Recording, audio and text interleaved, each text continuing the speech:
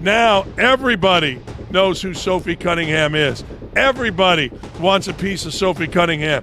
Her jersey is the #1 selling jersey in the WNBA. Sold out. Now, why? I don't guess you could buy the entire WNBA.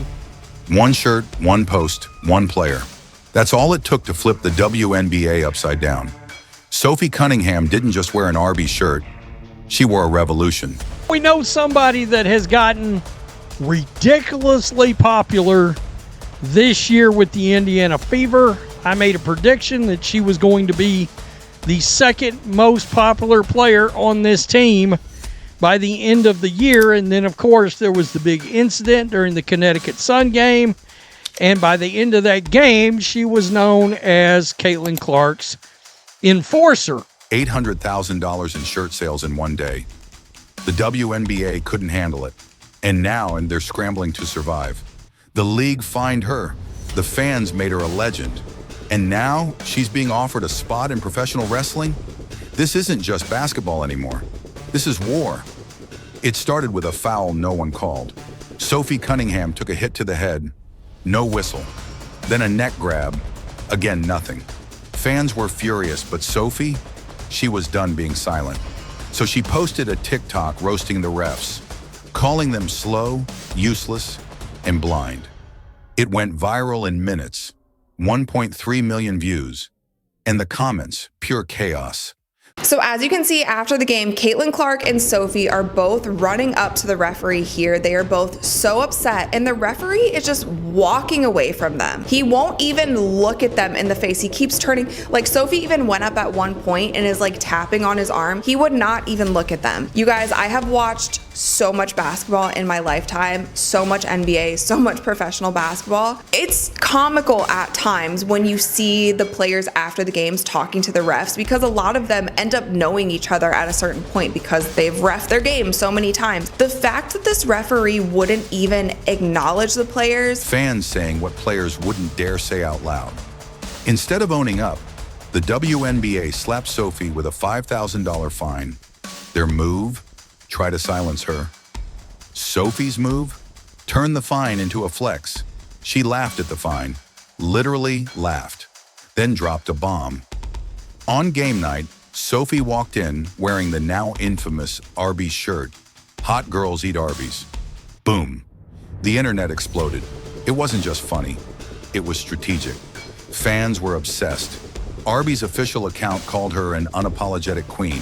In the city, maybe you should drive a Yukon.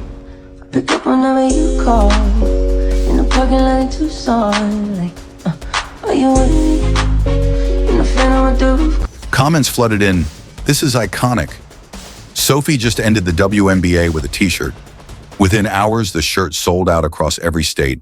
The next day, 800,000 units sold. Millions in revenue. None of it for the WNBA.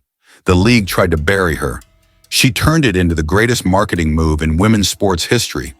The WNBA didn't just lose control, they lost their biggest source of attention. Sophie's TikTok following jumped from 300,000 to over 1.7 million in a matter of days. Because her jersey surpassed the all-time woman, Caitlin Clark. The most popular woman ever in the WNBA, Caitlin Clark, got her jersey surpassed by Sophie Cunningham. Why? Because Sophie Cunningham stood up for Caitlin Clark. She did all of these Instagrams. She did all of this stuff. And next thing you know, it all didn't matter. It didn't matter. I mean, I'm looking at her Instagram now. Brands started lining up. Jersey sales spiked. And then it got crazier. Jeannie Buss, the owner of the Lakers, offered her a spot in WOW, Women of Wrestling, said Sophie was the enforcer the WNBA needed. Not just for herself, but to protect Caitlin Clark. Yes, even Caitlin Clark's name got pulled into the chaos. And what about Angel Reese?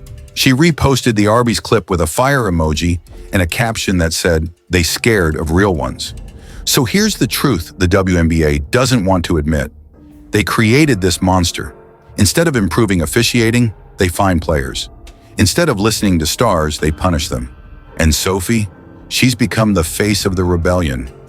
This arrangement into the Chicago Sky game.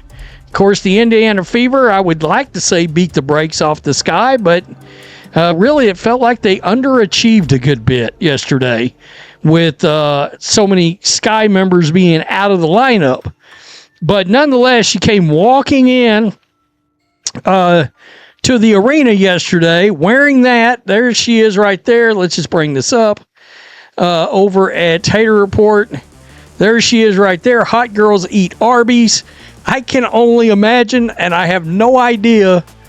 I would assume this is some kind of sponsorship. While league officials try to control the narrative, Sophie is out here writing her own story in bold red ink. Hey, you know what? At the end of the day, this is an entertainment business. I know a lot of people pay a lot of money to come and watch us play, and so we want them to have fun. And at the end of the day, I work my tail off in the off season, and now this is my fun. I want to go out there, I want to smile, I want to laugh, I want to get the crowd involved, and that's just who I am. I'm an energy player.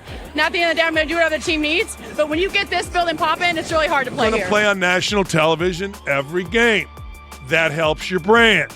You come to play with the Fever because you're playing with Caitlin Clark. You become friends with one of the most powerful, popular athletes in America. But then there's always that moment. And for Sophie Cunningham, that moment occurred the other day with a takedown, a grab. It was perceived that she was protecting Clark. Wasn't really that, but that's all right. Let perceptions rule. And now people are interested. It's good. It's great. With Arbys sauce on top. Fans are now asking, is the WNBA even safe for its stars anymore? Is this league destroying itself?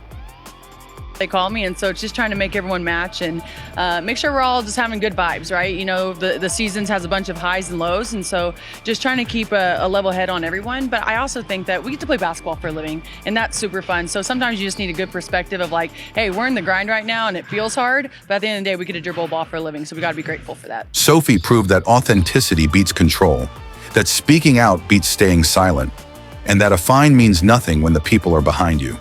But here's the part nobody saw coming. The WNBA is considering banning branded clothing altogether. Yep, that's their answer. Not fixing refs, not improving leadership, just more control. Meanwhile, Sophie just posted a story holding an Arbys burger with a gold chain that says 5K Fine Club. Oh, and rumor has it, Arbys wants her to lead their national campaign. $2 million on the table. This isn't just about Sophie anymore. This is about every athlete who's been told to shut up and play. If you believe Sophie Cunningham just changed the game forever, drop a fire emoji in the comments. Do you think the WNBA is falling apart or just afraid of its own stars?